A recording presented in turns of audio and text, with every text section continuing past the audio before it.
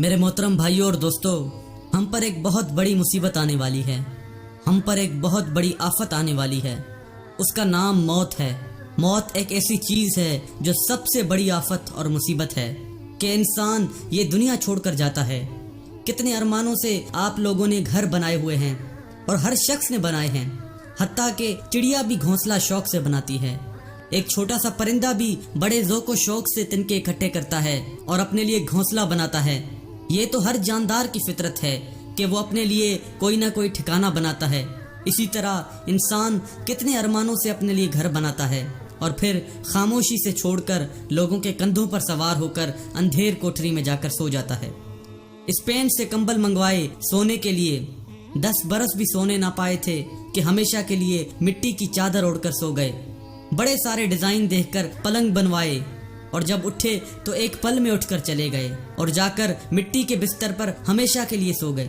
اپنی خواب گاہ میں بڑے ڈیزائن کی لائٹیں لگوائیں، بڑے خوبصورت قسم کے بلب لگوائے اور چند دن بھی نہیں رہ پائے تھے کہ اٹھ کر اندھیر کوٹری میں جا کر سو گئے۔ ہر وقت اپنے گھر کو چمکانے والے جا کر وحشت اور تنہائی کے گھر میں سو جاتے ہیں، جن کے بدن پر کوئی چونٹی بھی آ جائے تو آدمی اس کو جھاڑ دیتا ہے۔ آج اس کے بدن پر کروڑوں کیڑے پھر رہے ہیں۔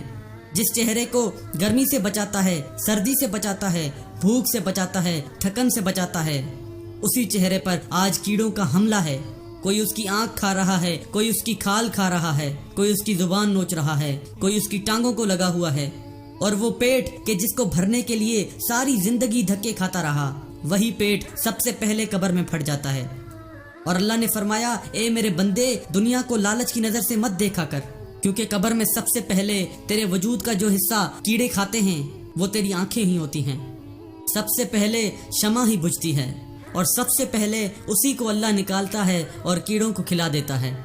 تو جس انسان کا یہ حیرت ناک انجام ہو کہ موت اس کی شکاری ہو، آفات کے پھندے اس کے چاروں اطراف قائم کیے جا چکے ہوں، مصیبتوں کی کھائیاں قدم قدم پر اس کے لیے کھودی گئی ہوں، غموں کے بادل کبھی اس کے افق سے ہٹتے ہی نہ ہوں، خوشیوں کی کرن بجلی کی چمک کی طرح آ کر گزر جاتی ہو، پریشانیوں اور تفکرات کے سمندروں میں ڈوبا ہوا ہو اور بیماریاں اس کے ساتھ اپنا کردار ادا کر رہی ہوں، دوستوں کی بے وفائیاں اور اولاد کی نافرمانیاں اس کے دل پر نشتر چلا رہی ہوں، قبر جس کو روزانہ پکار رہی ہو کہ میں تنہائی کا گھر ہوں، میں اندھیروں کا گھر ہوں، میں کیڑے مکوڑوں کا گھر ہوں، میرے پاس آنا تو تیاری کر کے آنا۔ آپ ذرا اس زندگی کی گہرائی میں اتر کے دیکھیں کہ یہ کتنی بے پائیدار، بے ثبات اور بے وفا ہے، بے قرار زندگی ہے کہ جہاں ایک پل انسان کو قرار نہیں، کہیں بھی ایک پل کے لیے بھی انسان کو ٹھہراؤ نہیں ہے۔ تھوڑی سی خوشیاں دیکھتا ہے اور پھر چاروں طرف غموں کے بادل ہوتے ہیں۔ ایک خوشی کو لینے کے لیے لاکھوں کے پاپڑ بیلنے پڑتے ہیں اور وہ خوشی آتی ہے اور چلی جاتی ہے۔ بھلا یہ بھی کوئی زندگی ہے؟ میرے محترم دوستوں اور بھائیوں، اس زندگی کی تیاری کرو جو زندگی کبھی ختم نہیں ہوگی، جو زندگی ہمیشہ رہنے والی ہے، وہ کبھی ختم نہیں ہوگی، کبھی بھی ختم نہیں ہوگی۔ اس میں ایک بار آپ انٹر ہو گئے تو پھر اس نے چلتے ہی جانا ہے، چلتے ہی جانا ہے۔ اگر وہ زندگی آپ کی اچھی ہو گئی تو آپ ہمیشہ ہمیشہ کے لیے سکون پا جائیں گے، اور اگر اس زندگی میں آپ ناکام ہو گئے تو سمجھیں ناکامی آپ کے مقدر میں لکھ دی گئی ہے، اور وہ بھی وہ مقدر جس کا کوئی آخر نہیں ہے۔ ذرا اس بات کی گہرائی میں اتر کے دیکھیں کہ اگر آپ کو جنت ملے گی تو آپ کو ہمیشہ ہمیشہ کے لیے جنت ملے گی۔ اس زندگی کا ہمیشہ کیا ہے؟ اگر اللہ آپ کو بولے کہ میں تمہیں اس زندگی میں ہمیشہ کے لیے امیر کر دوں گا تو وہ ہمیشہ کیا ہوگا؟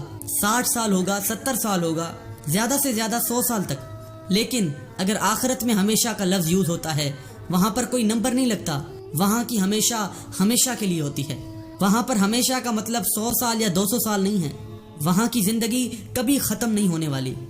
تو میرے بھائیوں، جو زندگی کبھی ختم نہیں ہونی، جو زندگی حقیقت ہے، اس زندگی کی تیاری کیوں نہ کریں؟ ہم اس زندگی کی کامیابی ڈھونڈتے پھرتے ہیں کہ میں ڈاکٹر بن جاؤں، انجینئر بن جاؤں، حالانکہ ہمیں اس بات کی کوئی گارنٹی نہیں ہے کہ میں ڈاکٹر بنوں گا اور اگلے دن مر نہیں جاؤں گا۔ کوئی پتہ نہیں ہے، ہو سکتا ہے میں ڈاکٹر بنوں اور اسی شام کو مر جاؤں، اس کے اگلے دن ہی مر جاؤں۔ تو اس زندگی پر تو ہم اپنی دن رات محنت کر رہے ہیں، لیکن جو زندگی ہمیشہ کے لیے رہنے والی ہے وہ ہمارے لیے کوئی اہمیت ہی نہیں رکھتی۔ تو میرے بھائیوں، اس زندگی کے لیے تیاری کرو جو ہمیشہ رہنے والی ہے۔